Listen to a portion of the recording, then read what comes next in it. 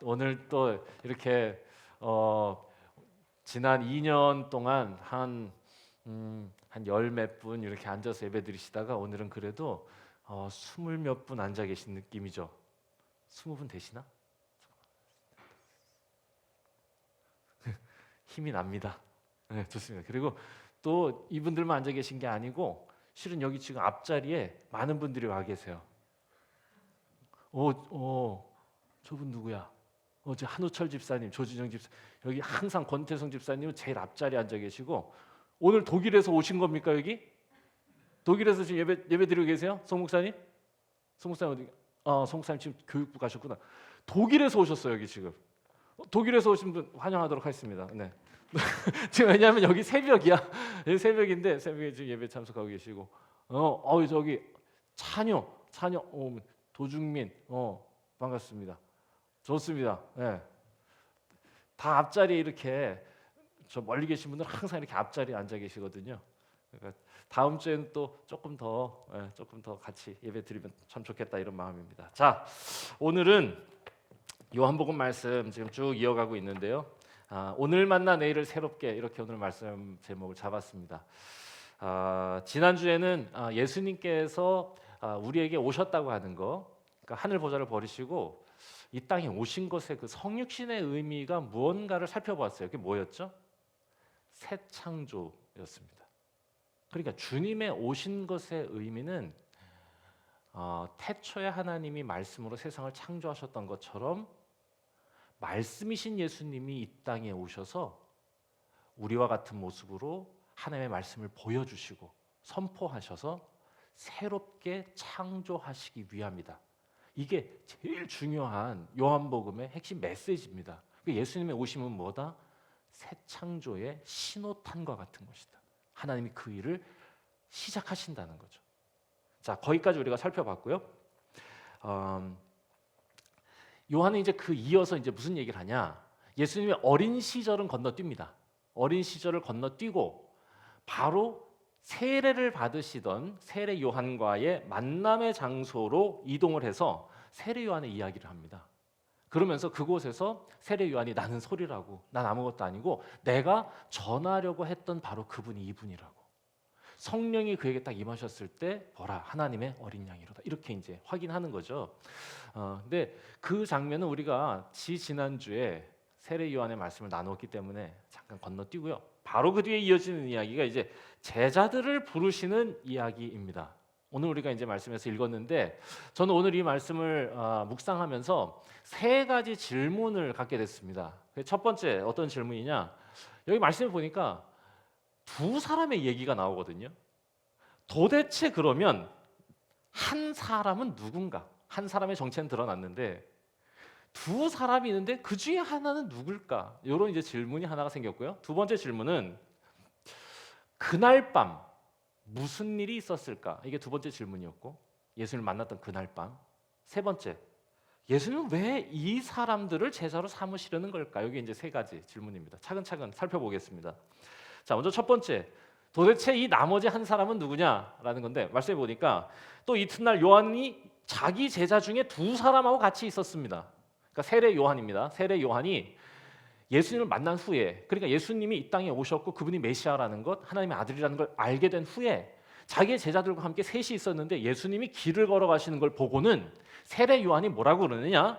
예수께서 번이심을 보고 말하되 보라 하나님의 어린 양이로다. 37절.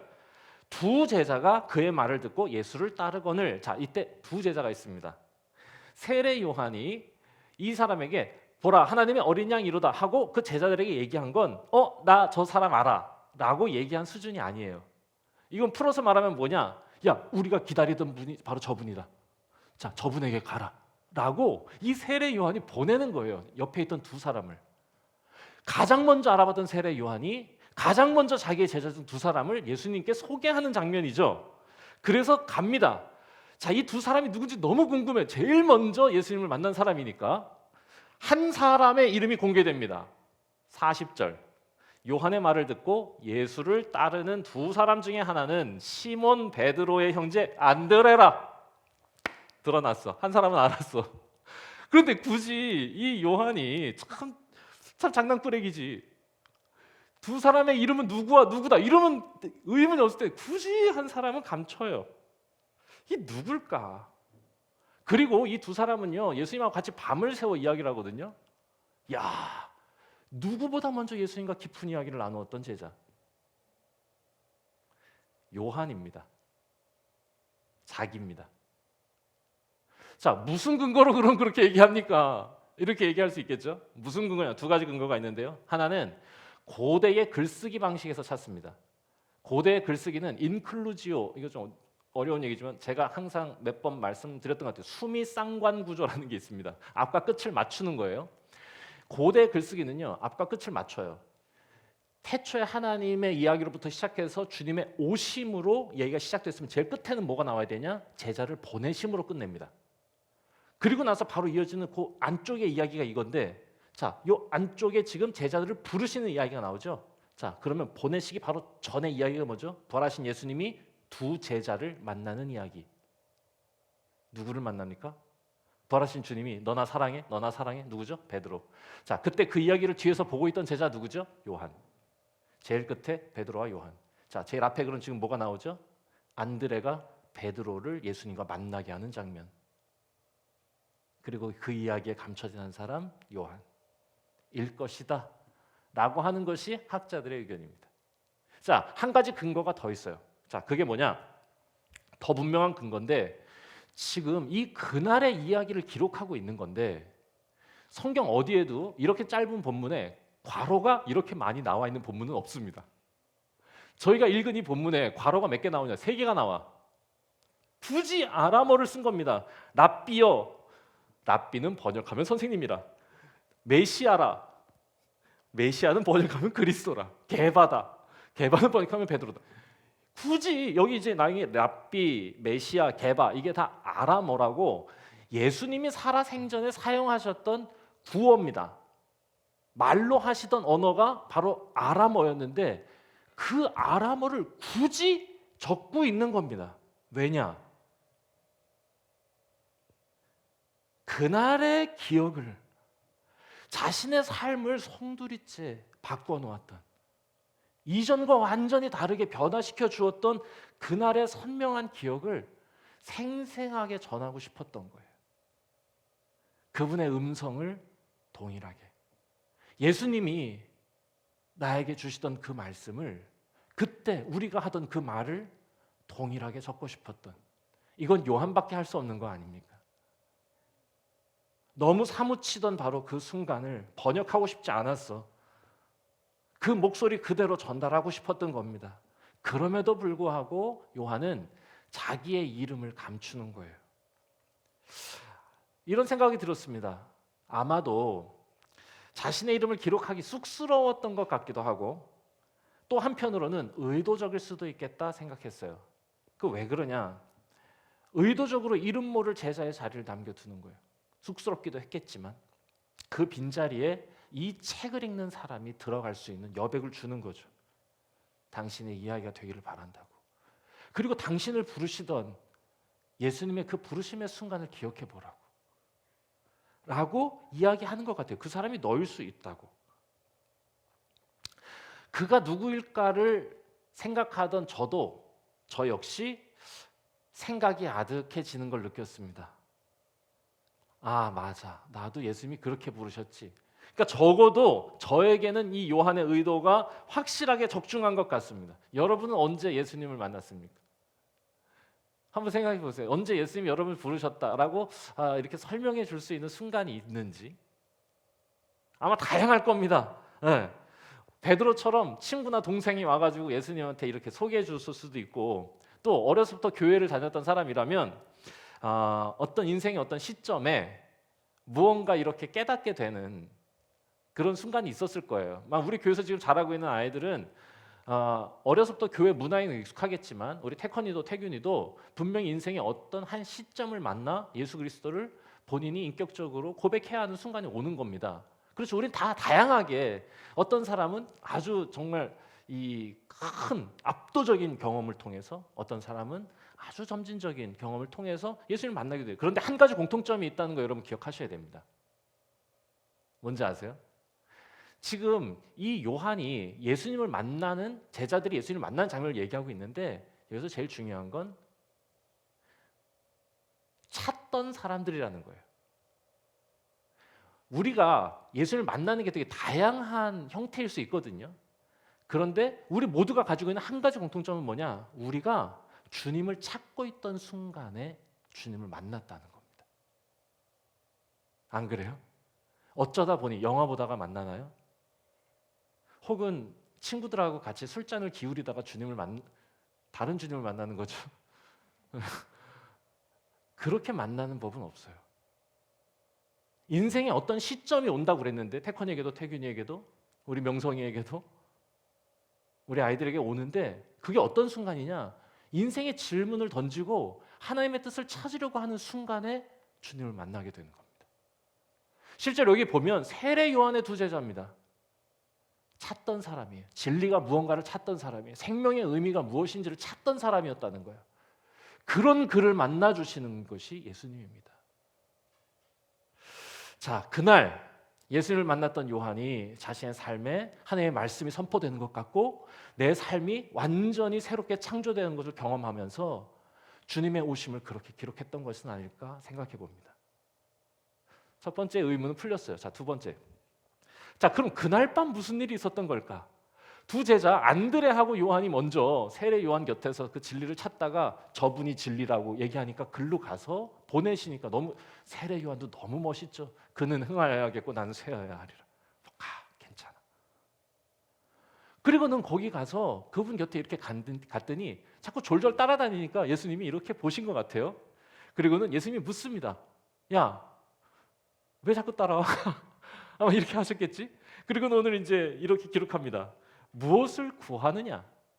예수님이 물었대요. 근데 이게 무슨 뜻이냐면 야, 너 뭘 찾는 건데? 뭐 찾고 있어? 너네? 이랬더니 그때 둘 중 하나가 이렇게 되묻습니다. 랍비여, 어디 계십니까?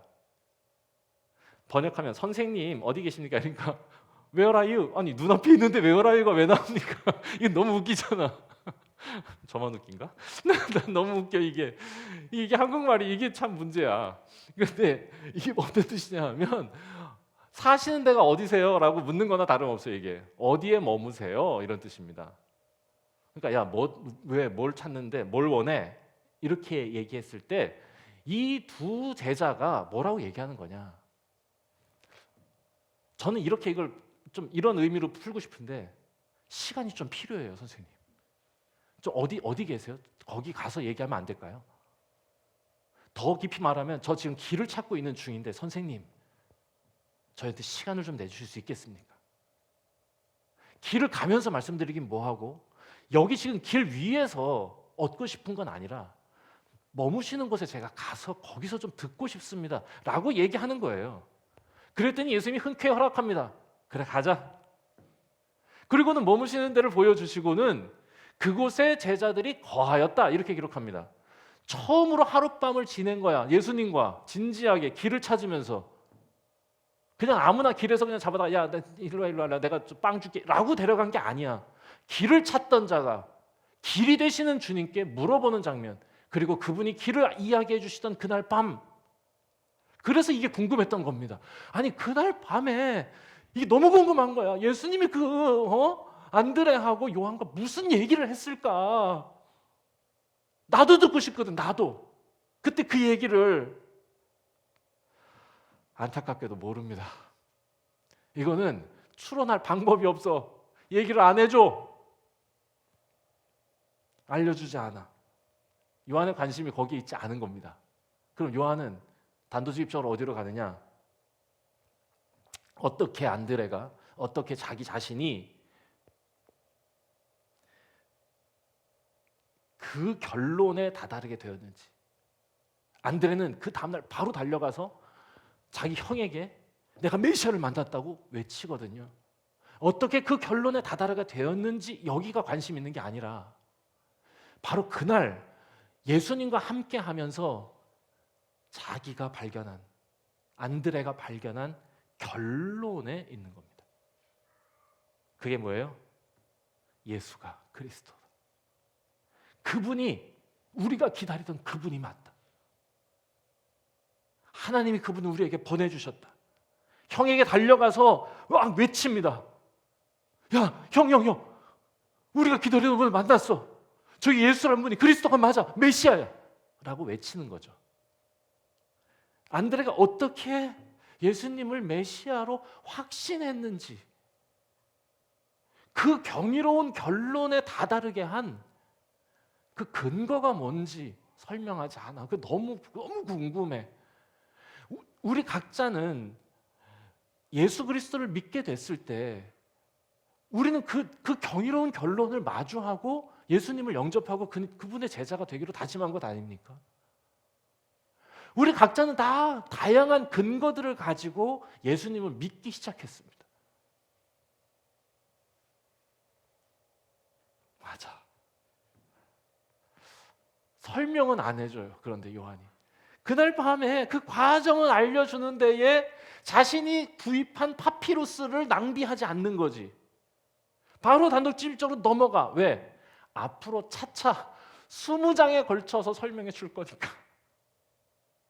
그분이 어떤 분인지를 내가 앞으로 설명할 거야. 그런데 나 지금 1장 여기에서 제일 먼저 알려주고 싶은 게 있어. 결론부터 얘기해주고 시작할게. 연역적으로 가자. 그분이 그리스도가 맞다 라고 시작하는 겁니다. 여러분, 제가 이걸 궁금해하면서 한편으로 제 자신을 또 돌아봤어요. 그러면서 어떤 묵상을 하게 됐냐? 그날 예수님이 그 안드레와 요한에게 해주었던 이야기를 여기다 기록했으면 더 좋았겠지만 굳이 내가 그걸 만약에 거기다 기록하고 그걸 읽었다 하더라도 나는 그걸 읽어서 더 예수님을 잘 믿게 되었을까? 라는 생각이 드는 거예요. 한편 안드레 한번 생각해 봅시다. 그럼 안드레 그리고 요한은 그날 밤 예수님의 어마어마한 언변과 부수를 통해서 그분의 논리 전개, 완벽한 근거 제시를 통해서 저분이 메시아라고 하는 사실에 대해서 확신하게 되었을까요? 여러분은 어떤가요? 여러분, 우리는 무언가를 믿게 될 때, 무언가에 확신을 갖게 될 때 실은 우리의 지성을 사용하기도 하지만 지성만 사용하지 않는다는 걸 여러분 자신도 알 겁니다. 여러분, 안드레는요 말보다 큰 걸 들었을 겁니다. 그게 뭐냐? 그분의 목소리에 담긴 진심을 들은 거야. 그분의 눈에 담긴 그 눈빛에 담긴 신비를 보았을 거고 함께 했던 그 시간에 가득한 기이한 빛, 그게 안드레를 이분이 메시아라고 하는 확신에 이르게 한 거지, 무언가 말과 논리로 그렇지 않아요. 진리는 그렇게 다가가는 게 아니야. 더 학식이 많은 자가, 더 말을 잘하는 자가 깨닫는 게 진리가 아닙니다. 때로 우리가 예수를 왜 믿는지 그 이유를 구구절절 설명하는 것보다 여러분, 우리가 예수를 믿는다는 것에 대한 확신을 전해주는 게 훨씬 더 많은 이야기를 들려주는 경우가 있습니다. 사람들은 우리 말을 듣고 예수를 믿거나 찾지 않습니다. 저는 큰 교회의 청년부 목사로도 있었잖아요. 그때 청년들이 와서 제 설교가 너무 대단해가지고 예수를 믿었겠어요? 헛웃음밖에 안 나죠. 아니 지금 목사도 지금 시원찮은데 그 목사 설교가 너무 좋아가지고 저는 오늘부터 예수를 믿기로 했습니다. 그게 더 이상하지. 그러면 걔는 뭔가 딴 걸 바라는 거지. 만약에 진짜 그런 친구 와가지고 내 설교 하나 듣고는 저는 목사님의 설교를 듣고 예수를 믿게 됐어요 이러면은 굉장히 경계했을 겁니다. 거짓말에 가까워요. 정말로 예수를 믿게 되는 과정은요 말이 아니라, 만약에 우리 교회에 진짜 새 신자가 온다고 하면 그분이 예수를 믿게 되는 건요 제 설교보다 우리가 예배하는 모습이요, 그 진지함, 그 즐거움, 거기에 담긴 신비를 볼 거야. 그리고는 그 신비에 이끌려서 나도 거기로 가고 싶다고 다짐하게 될 겁니다. 그거 아니겠어요? 베드로 아니 안드레도 요한도 그날 밤 그랬을 거예요. 여러분도 그랬을 거고요. 우리가 주님을 만났던 거 기억하고 우리가 주님을 어떻게 전해야 할지도 고민하는 오늘 됐으면 좋겠어요. 그럼 마지막, 예수님은 왜 이들을 제자로 삼으셨을까? 오늘 말씀의 제목입니다. 오늘 만나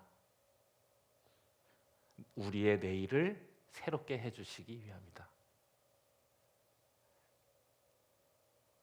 요한의 제자 두 사람을 만났고 그 제자들이 가서 또 빌립은 나다나엘을, 안드레는 베드로를 데리고 왔을 때 그들을 만나서 이야기하시는 거예요. 만나서 얘기합니다. 내가 너희를 새롭게 하겠다고. 요한의 이 제자를 부르시는 이야기가 크게 두 개가 나오는데 오늘 우리가 읽은 거는 그 유명한 사도인 베드로의 등장을 설명하는 본문이 있잖아요.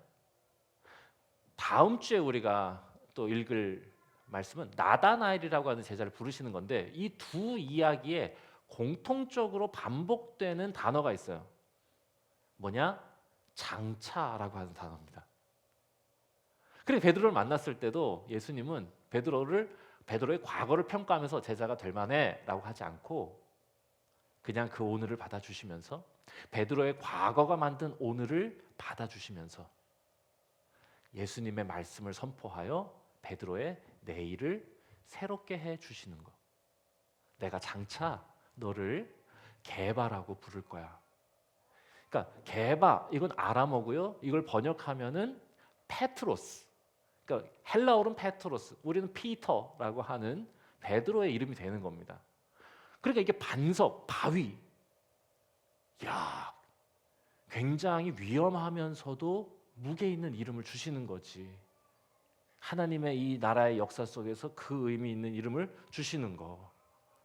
장차 내가 나다나엘에게도 너가 장차 큰 일을 보게 될 거라고 얘기합니다. 저와 여러분들을 만나셨을 때도 주님은 같은 마음이셨을 거예요. 장차 영서가 너의 삶에서 내가 꽃을 피울 거야. 너의 삶을 통해서 진리의 빛이 드러나게 할 거야. 지금은 조금 어려워 보이긴 한다. 그런데 기다려 라고 하시는 거죠. 장차. 저는 이것이 주님의 일하시는 방식이라고 생각해요. 그리고 우리가 그러한 주님의 마음에 응답했으면 좋겠어요. 주님은 급하고 성급하게 일하지 않으세요. 우리를 새롭게 하실 때 그렇게 하지 않으세요.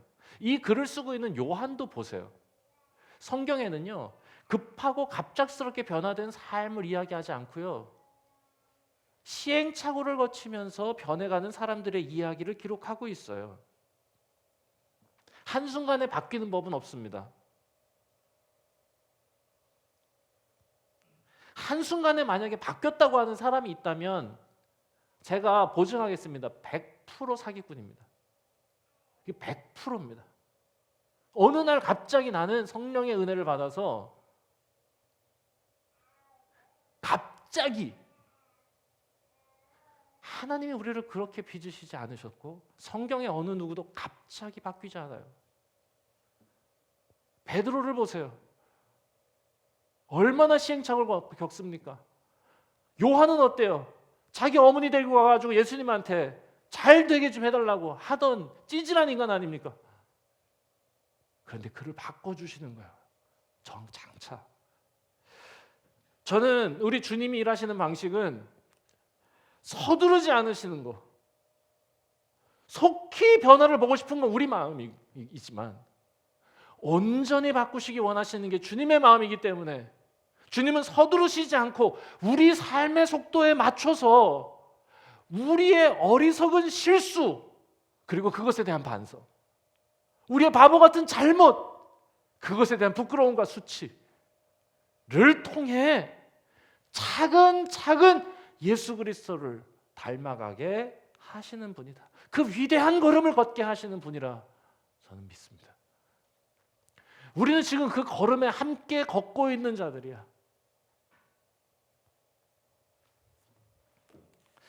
기억합시다. 기억합시다. 어쩌다 보니 변화되고 어쩌다 보니 새로워지는 경우 없어요. 영접하는 자, 그 이름을 믿는 자들에게는 하나님의 자녀가 되는 권세를 주셨다. 찾고 구하고 모시는 자입니다. 여러분, 어쩌다가 바뀌는 건요, 퇴보밖에 없어요. 가만 내비둬 보세요. 사람은 다 퇴보합니다.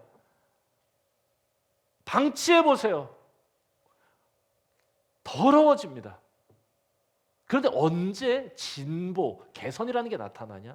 찾을 때야. 무엇이 옳은가를 구할 때야. 그때 찾아지는 겁니다. 말씀 정리하겠습니다. 주님이 우리를 부르시고 우리를 주님의 제자 삼으시려고 하신다는 것, 우리는 다 경험했고 아는 거고요. 오늘 요한은 그 얘기를 하고 싶은 거예요. 너도 그 중에 하나라고. 너도 주님을 만났던 그 순간을 기억해 보라고. 너를 만나주셨던 그 순간의 감격, 그 기이한 빛을 떠올려 보라고. 그리고 그분이 너의 삶에 어떤 일을 이루실지 기대하라고. 그러니 지금 더욱 예수님을 믿고 붙들며 살아가라고. 어려운 시대, 주님이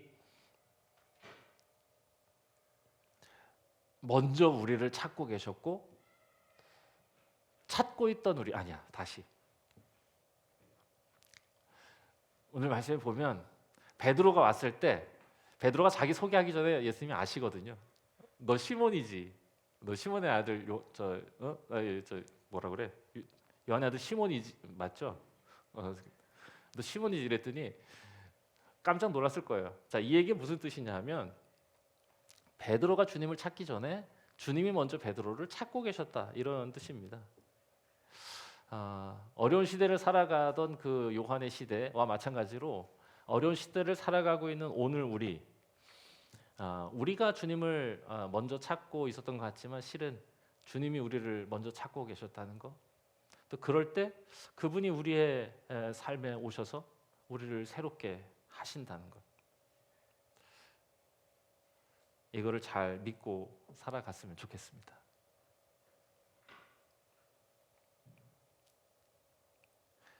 우리의 힘으로 새로워지지 않고 주님이 계실 때, 주님이 우리의 삶을 붙드실 때, 주님이 인도하실 때 비로소 우리는 새롭게 되고 변화될 수 있다는 것,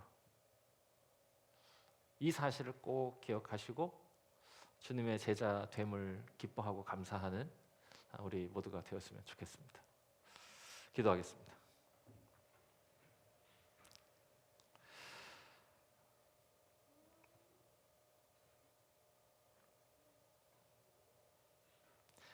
하나님께서 우리를 삶의 어떤 순간에 부르셔서 주님의 제자로 삼아주시고 그 아름다운 눈으로 우리를 바라보시면서 그 깊은 목소리로 우리의 이름을 불러주시고 기이한 빛으로 우리를 초대해 주신 것, 저희들이 잊지 않고 살아갈 수 있도록 주여 은총을 베풀어 주시옵소서. 주님은 갑자기 순식간에 우리를 바꾸시지 않고 서두르지 않고 차근차근 우리를 새롭게 하시는 분인 것을 믿습니다. 천지를 7일 동안 창조하셨지만 우리의 인생은 70년 동안 만들어 주시는 분임을 또한 고백합니다. 하나님, 저희들도 주님 앞에 떠나지 않고 믿음 붙들고 살아가겠으니 신실하신 주님의 은혜가 우리 모든 배와의 성도들의 삶을 채워주셔서, 삶에 채워주셔서 우리 모든 성도들이 온전하고 아름다운 빛된 존재로 새로워지는 은혜 누리게 하여 주시옵소서. 예수 그리스도의 이름으로 기도드립니다. 아멘.